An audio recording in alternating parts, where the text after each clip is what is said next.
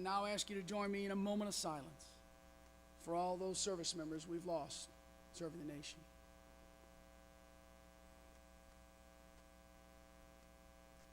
Thank you. I also ask that you remember our wounded, many of them with wounds you can see, but many of them with wounds you cannot see. We all know that the hidden wounds of war sometimes can be most deadly. It has been said that depression is the slow bleeding of the soul. Our military and our nation are grateful to all of you that are willing to be the tourniquet that stops the bleeding of these priceless souls. I'm so grateful to serve alongside each and every one of you, devoted to breaking down the stigma associated with mental illness, to end the loss of life by suicide, and caring for those who need your support as they navigate their path to care. This is a time when our nation needs to come together to recognize that wounds and illnesses you cannot see are real and can be just as deadly as wounds you can see. Thank you for all you do as we continue to fight the nation's wars in Iraq and Afghanistan, knowing that today, as we eat our lunch and join this conference, that there are American service members standing on that wall, in that fob, in that convoy, for freedom, for us. I also thank you as we continue to fight in battles that rage on in the hearts and minds and souls of our great American warriors and their families. I close today as I always close, and that is by telling you the words on a banner placed at the graveside of our second son when he was buried in Kentucky. And that banner simply said, "Land of the free, because of the brave." Thank each and every one of you for being the brave and serving this great nation of ours. Thank you.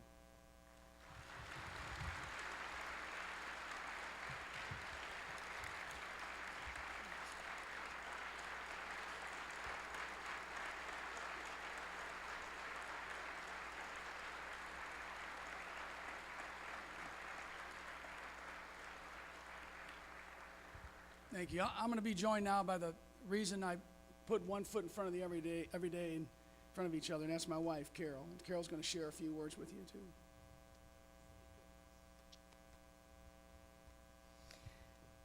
Wow, it's an honor to be here. Amazing crowd. I love Marines.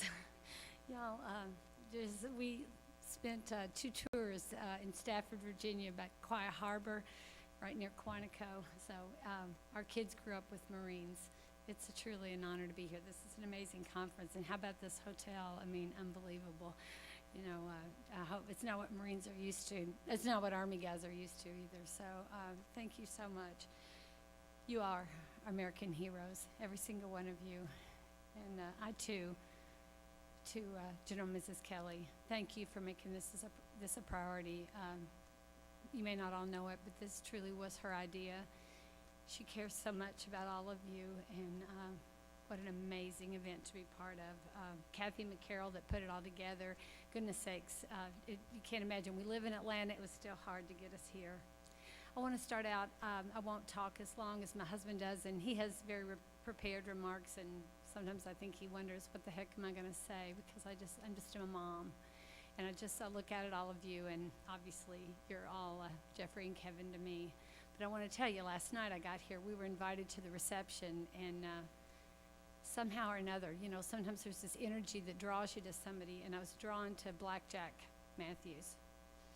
And because of his story, and because he's so open about his struggle with alcohol, I just poured my heart out to him, and like a minister, he listened to me, and I told him that it's not alcohol that I struggle with, it's just life now after losing the boys, and that I live by the AA principles, and that I have this very dear friend who's a recovering alcoholic who, when Kevin died, the week that Kevin died, she attempted suicide, but she lived.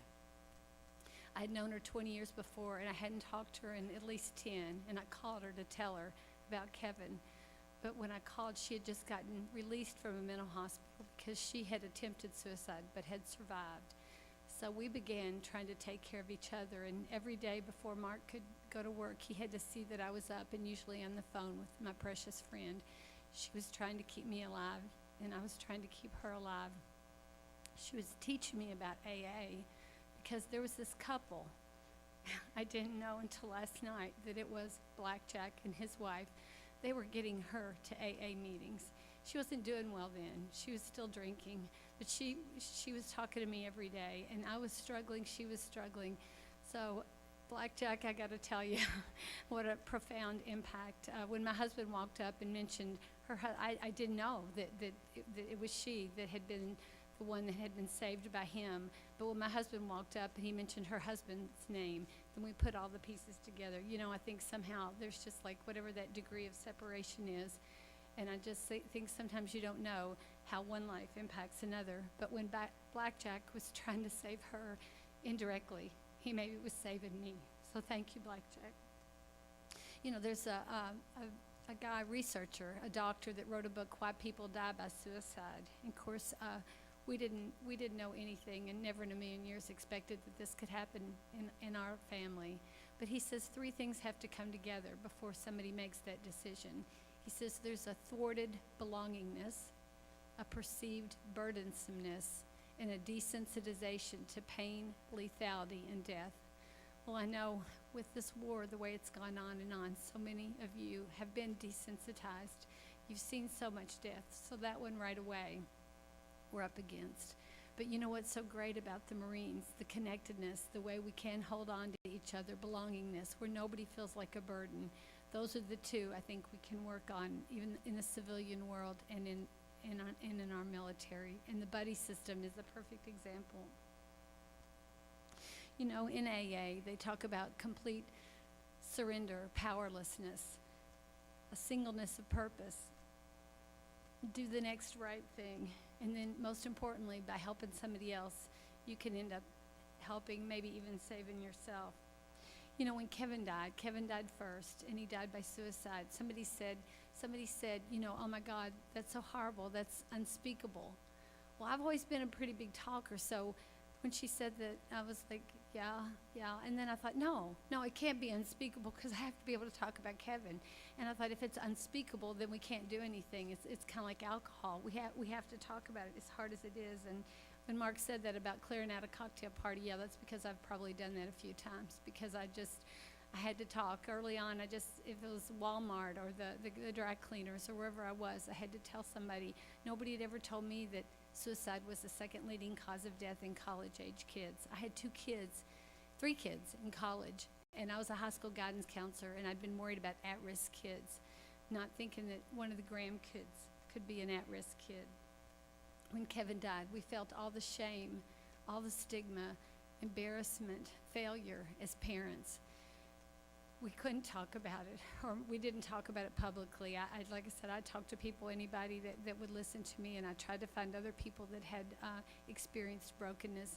But when Jeffrey died, he didn't have to go. They offered him a stateside assignment, but like all of you in this room, he wanted to serve. He died trying to save his platoon. He did save some of them, but you know, we received a Gold Star pin. There's so much honor, so deserving. But yet we were thinking inside, wait a minute, no, we're still the parents that, remember, we're the ones, you know, we have so much shame. So somewhere in there we were trying to find balance. About 2 years after the boys died, Mark was asked to speak. In your booklet, there's a TAPS article, Tragedy Assistance Program for Survivors. It's the Military Survivor Organization. I know our chaplains know about it. I hope a lot of you know about it. Well, Mark didn't think he could do it. I didn't think he could do it. I thought they wanted him to come and speak about Jeffrey, about a combat death. But our problem was the boys were too connected. And as you can see in the picture that keeps going up there, you know, when you look at them, you'd never know which one died by suicide and which one died saving his platoon. So, but no, what they needed about that time was the time that there was a month, I think, like in 2009, where actually we had more suicides than we did combat deaths. So when Bonnie Carroll, the founder of TAPS, called, she said, no, I need your husband to talk more and share Kevin's story. We need him more for the families, because it was something nobody was talking about. And you know, the Army's working so hard to try to stop IEDs. I'm sure everybody in here knows somebody that if they've not been killed by an IED, they've been lost a leg or just traumatic brain injury, PTSD, and the Army's trying so hard. But you know what's so amazing is now, those are the two acronyms I'd never heard of until we lost the boys, IEDs and PTSD. And as we've been learning so much in the conferences that we go to, that everybody has some level of post-traumatic stress. You can't go through this, but it doesn't have to be a disorder if we reach out and get help. And you know, Marines, Army guys, civilians can break physically, and I think what we're recognizing now is that people can break psychologically. And I think in your book there's a list of warning signs. What we didn't know, we knew Kevin wasn't okay. We knew he was sad, but we didn't know.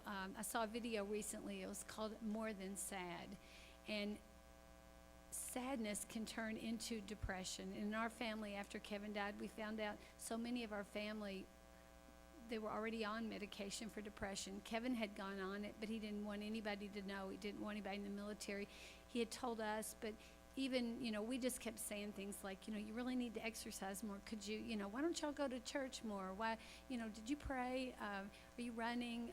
Eat healthy, all good things, but we didn't recognize that Kevin truly had a medical illness. And we're embarrassed to say we never got him the medical treatment that he needed. We missed it. 1 in 4 Americans at some time in their life will experience some sort of mental health illness issue or a substance abuse issue. It's bigger than, and probably everybody in this room has somebody in their family. When our story went out, the headlines after Jeffrey was killed was "Soldier Undeterred by Brother's Death." And what was interesting, it told about how Jeffrey didn't have to go. But what was interesting, the letters, when people sat down to write to us, they would write in so honoring of Jeffrey's service and sacrifice. But because the article that had gone out from LA all the way to New York and Washington, D.C., almost every family in America is touched in some way by, if not suicide, at least mental illness. And so families that would take the time to write us so often connected with Kevin's story. I think Dr. Joyner's theory about the connectedness and making sure everybody feels needed, I think that's the part we can work on, and I think Marines probably do it better than just about anybody I know. And, I was thinking before one of the conferences where we spoke, there's that little kid's movie about the penguins, and you know how penguins, some of you have probably seen it, I don't even remember the name of it, but you know how they all huddle together to stay alive, and then the ones on the inside, once they're really warm at the North Pole or whatever, then they go toward the outside, and the ones toward the outside start moving in, and they're kind of in a huddle, and they're in a circle, and they can't live without each other, and they close in the gaps. And I think that's what we have to do. We have to close in the gaps to watch for the warning signs so that we don't lose another Marine. And like Blackjack, you know what? You might be able to save somebody that you don't even know. And in Blackjack, I think you would agree with me, but that maybe when we reach out and try to help somebody else, maybe that's how we keep ourselves healthy and strong. I'm honored to be here. I'm just so grateful that the military, that finally we are talking about it. 7 years ago after Kevin died, I couldn't, so many people would come up and say something about Jeffrey, but we couldn't talk about Kevin. But last night, General Kelly and his wife both said, no, we have to talk about this. And I think there's a general, I don't know if she's here today, the 2-star general that, what's her name?